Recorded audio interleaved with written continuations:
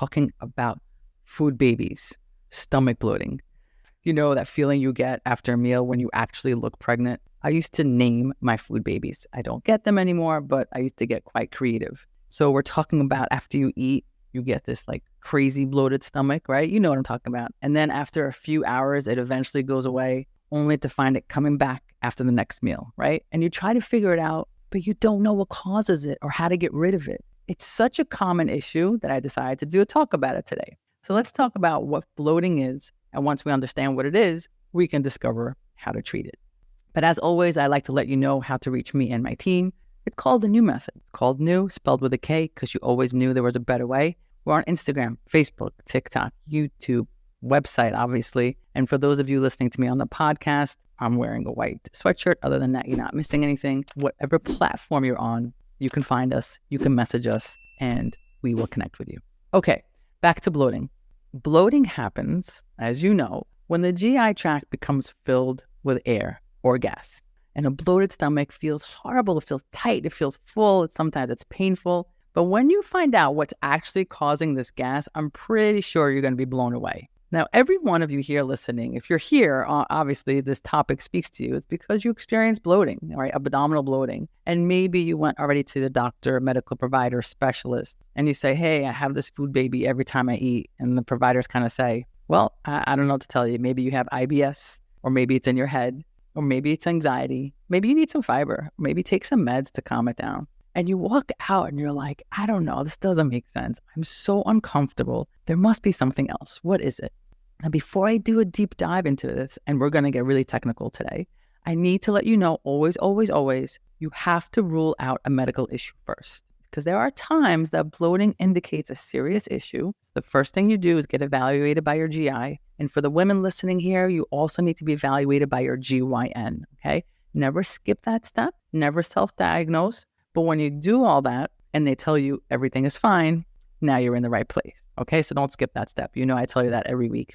So while food baby, this bloating is not life-threatening, it's really life-altering, right? It's so annoying and it really gets in the way of feeling well. So let's get down to it. What we have to do is get to the root cause. That's what we do every week, is get to the root cause, because bloating is your body trying to tell you something. Now let's go with the obvious one, right? It's super obvious, but I have to mention it before we go into the technical stuff. And the bottom line is, some of y'all you just don't chew your food. You're like in such a rush that you just swallow big chunks of food with huge chunks of air. And that's kind of an easy solution to bloating. Slow it down. A lot happens when you chew your food. Don't skip this step. Chewing your food starts your digestion. When you chew, you make saliva. The saliva has enzymes in it. It starts breaking down the food, especially carbs and fats. Chewing also mechanically breaks the food into small pieces, making it easier to swallow and less stressful for your esophagus. It also helps your stomach digest the food. And as you chew, your body gets ready to digest food and makes more digestive enzymes and juices.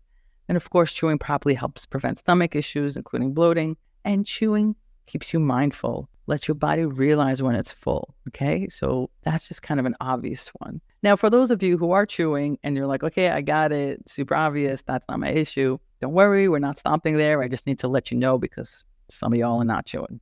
Okay, so the big issue really is that, putting the swallowing air aside, the big issue is that when you have bloating, when you have air in your belly, guess what? That air is not made by you. Humans do not make gas.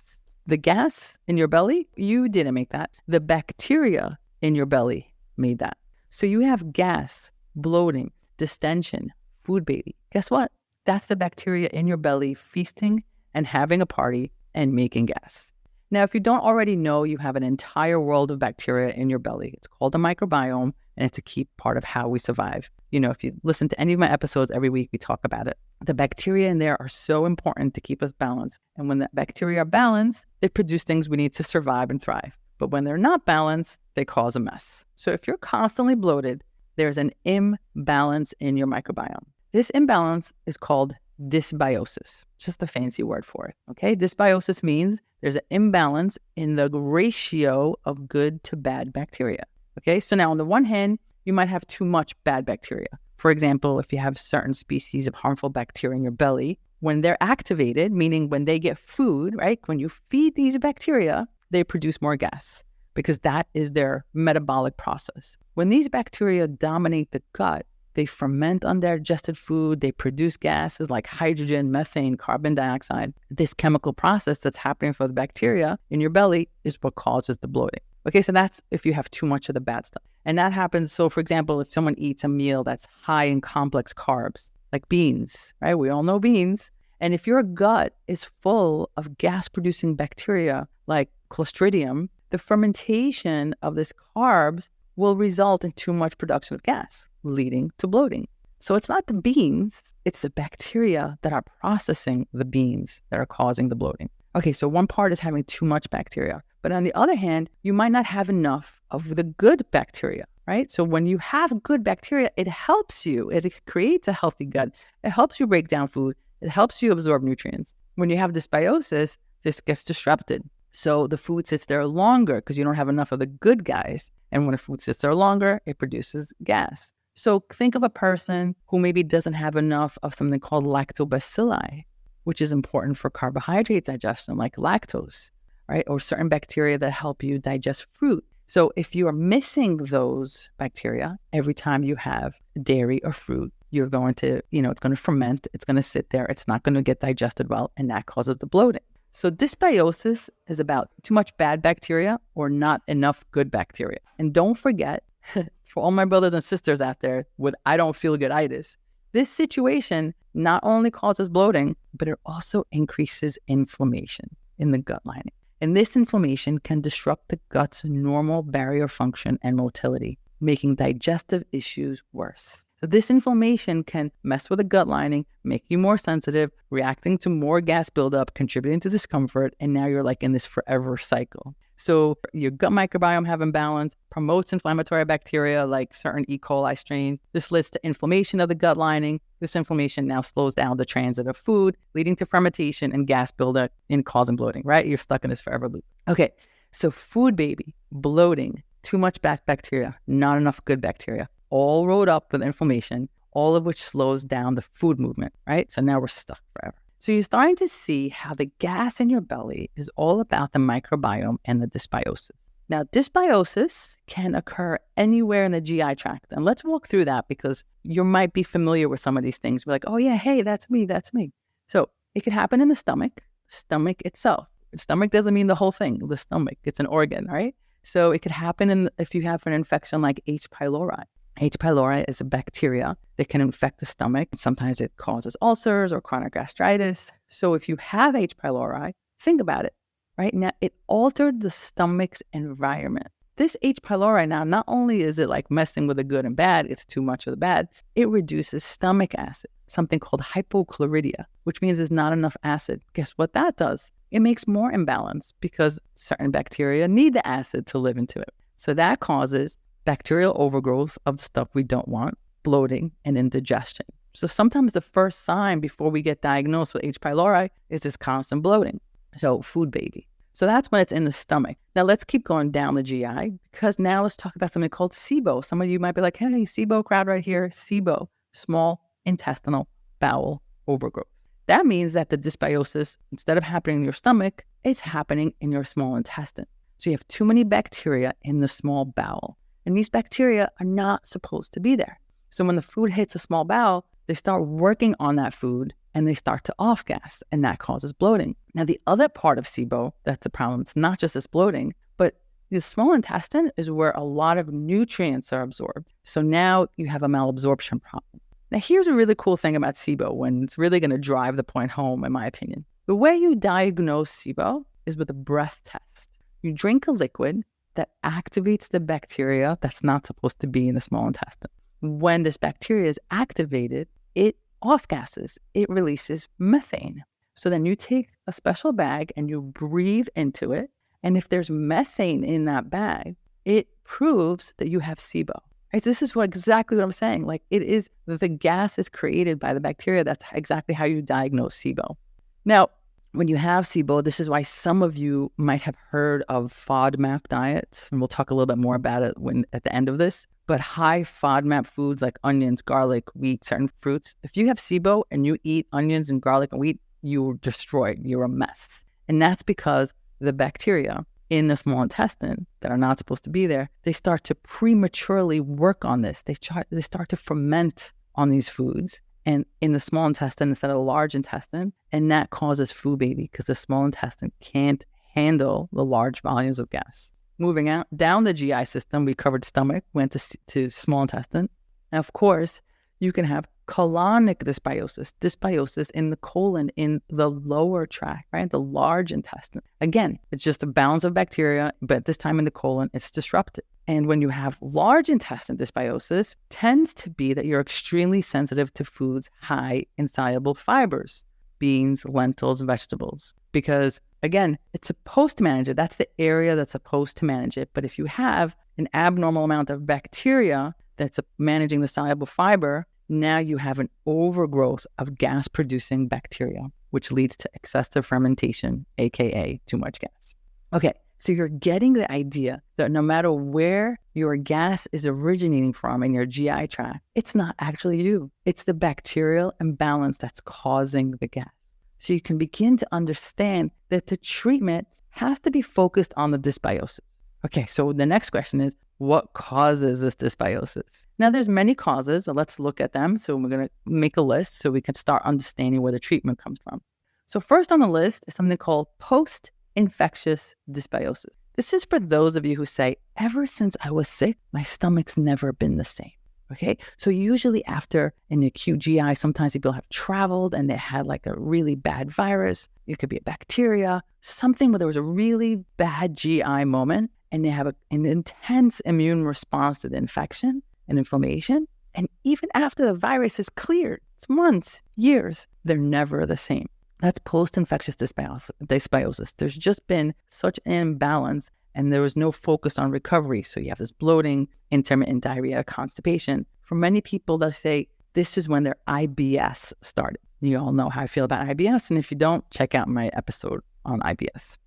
Next, very commonly, is we have post-antibiotic dysbiosis, right? Now, we know antibiotics are important. You know I'm not against medications. They kill bacteria, and there's no doubt that there are times when we need it. But we take too many of them, and it's in our food, and it's in our milk. And in my age group, we got it every other second when we were kids because our parents thought that was the right thing to do. God bless them. And some of you still now keep going to your primary care and saying, oh, I have a cold for 36 seconds. Please give me antibiotics. Okay, stop doing that because antibiotics don't just go in and kill the bad bug, right? They go in and kill anything in its power to kill, right? So what happens is now you have this resultant imbalance in the good and the bad bacteria and now it's a mess. You have this imbalance, right? Because it kills the good and the bad. So after so much antibiotics, you have this imbalance in your gut flora. And again, bloating, diarrhea, sometimes yeast infections. And long-term, this imbalance can affect overall gut health and immune function. Next up on our list, antacids, acid-blocking drugs. This is like so common. One of the things that people don't realize is that these acid-blocking drugs, which by the way are the third leading class of drugs sold in America, these are like Prilosec, Protonix, Nexium, all those drugs. They're given out like candy and they cause bacterial overgrowth, right? Because they change the pH inside your belly. They cause bacterial overgrowth. Sometimes they cause fungal overgrowth because there's a change. So while you may not have heartburn, it feels good, you end up getting irritable bowel, IBS, bloating, because that's one of the side effects of these drugs. So I think it's important for people taking these to realize that this should not be lifelong drugs. Again, not telling you to stop them. You know, you need to work with someone to taper off. But what you really want to do is fix the underlying problem so that you don't need them in the first place. And last but not least, the most classic cause of dysbiosis is the diet-induced dysbiosis, right? The standard American diet dysbiosis. And if you're still eating a standard American diet, come on, it's time to stop, okay? Let me walk you through this. So if you're eating high sugar processed foods, you're basically feeding the bacteria that love simple carbs. Remember, these are living things inside of you, and you're choosing which one of them you're going to feed. Are you feeding the good guys or are you feeding the bad guys? The high sugar processed foods, you're feeding the bad guys. These bacteria love these types of food, and now they start to outnumber the good guy. So every time you take a spoonful of something, I need you to know you're feeding the bad guys. And guess what? These bad bacteria are also connected to obesity, and they love carbs, and they allow less of the bacteria that help process good food, right, to grow. Also, people who eat high processed foods tend to eat less fiber. And fiber is crucial for gut health. If you don't have fiber, you don't have proper gut health. The fiber feeds the good bacteria. In fact, fiber helps increase the bacteria that make something called short-chain fatty acids, which we need to reduce inflammation. So a low-fiber diet actually leads to a decrease in these good guys. Okay. Anyone who's watching this now sees my cat's tail in here. It is what it is. We're real. It's happening. Thanks, Jack. Thanks for being part of the show.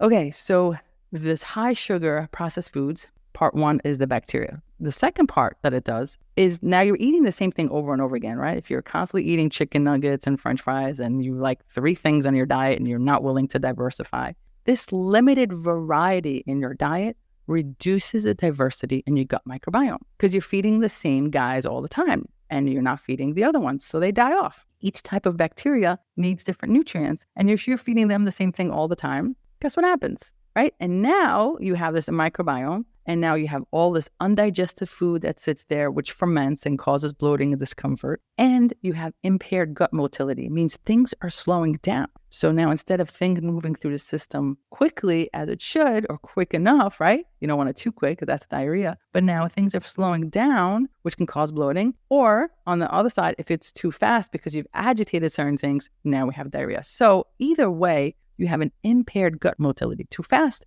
too slow, as a result of your food choices. So bottom line, diet-induced dysbiosis occurs with a standard American diet. High processed foods, low in fiber, it leads to a hot mess. Now, P.S., I'm going to continue about bloating, but just a little quick note in case you slept through all my other episodes. This dysbiosis that we're talking about, it's not just about bloating, right? It actually causes disease. The gut microbiome is linked to type 2 diabetes, obesity, cardiovascular disease, autoimmune disease, allergy disorders, mental health issues. Your microbiome is everything. So it's not just about calming down your belly. It's really about calming down your whole system, okay? I had to say that. So you get it now. Bloating and gas and food baby is about the microbiome. It feels like it's the food, but it's actually the bacteria reacting to the food. So what do we do next? How do we fix it? Well, number one, we identify and eliminate the cause, right? We have to remove the offending agent. If it's antibiotic-induced, generally speaking, avoid unnecessary use of antibiotics. There are ramifications. Your belly is going to be a mess. And if your antibiotics are necessary, be sure to take the time to heal. It's not just going to go back to normal. After a bout of antibiotics, it might be time for probiotics. I'm going to get into that in a minute. If you've had a bad virus, make sure to take the time to support the immune system and help recover from viral infections. If you're on antacids, try to avoid them. Work with someone to taper if possible. Don't do it on your own. And of course, if it's diet-induced, shift to a different diet, different nutrition, right? This is not to be on a diet. When I say diet, I mean like a nutritional plan. Reduce your processed foods and sugars. Again, if you haven't watched my episode, I did a whole episode on food as either being medicine or poison. Go catch it and it'll help you out.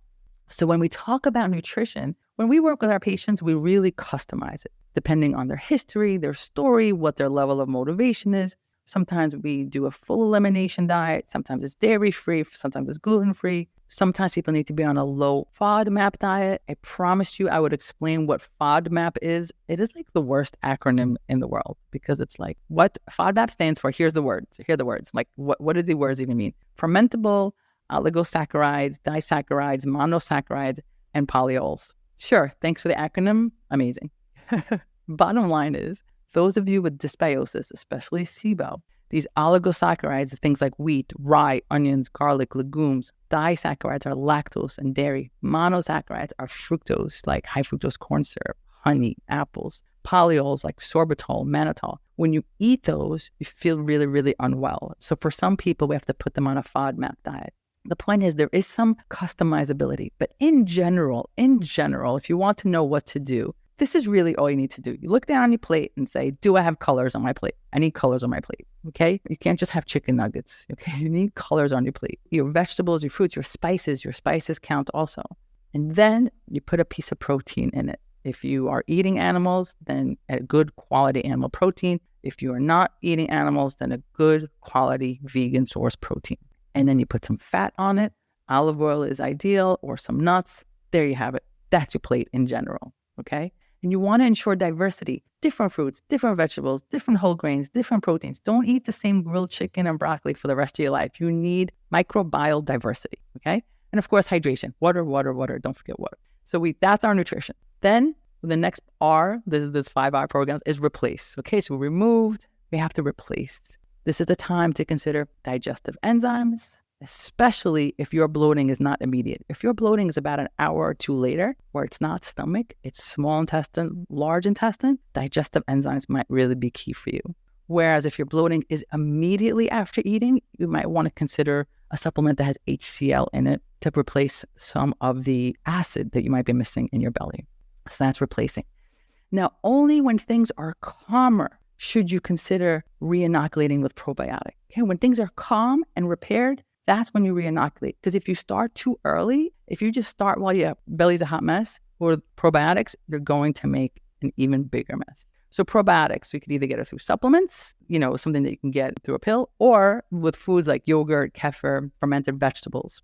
And then you want prebiotics, which is basically the food for probiotics. Because remember, probiotics are alive. You have to feed them. Prebiotics, asparagus, bananas, things like that are prebiotics. And then you want to consider repairing. You can use gut healing foods, bone broths, aloe vera, omega-3 rich foods, or supplements that have short chain fatty acids. And then last but not least, and this is the part people forget, lifestyle adjustments. Some people are so great with removing foods and reintroducing foods, but they forget to manage their stress. They forget to sleep. And if you've heard me by now, I don't care how much gluten-free ice you're eating. If you're not sleeping, your health is not on point, and you need to move. You need to move. I don't like to say exercise. You just need to move. The order is really important. If somebody has an overgrowth of bacteria in the wrong place, as I said, the probiotics can make it worse. If you take a probiotic and you feel more bloated or your digestion feels worse, it's the wrong time, okay? So it's really important that you get that right. So the bottom line is this. Your food baby, it's not you, it's your bacteria. Work with someone like me and my team. You can find us on any platform at The New Method or our website, or work with another guide. The point is, you don't have to stay with this food baby. It's time to let it go. Whatever you decide, don't stop looking. Be a game changer. And remember, I called it The New Method because you always knew there was a better way. I'll talk to you guys soon.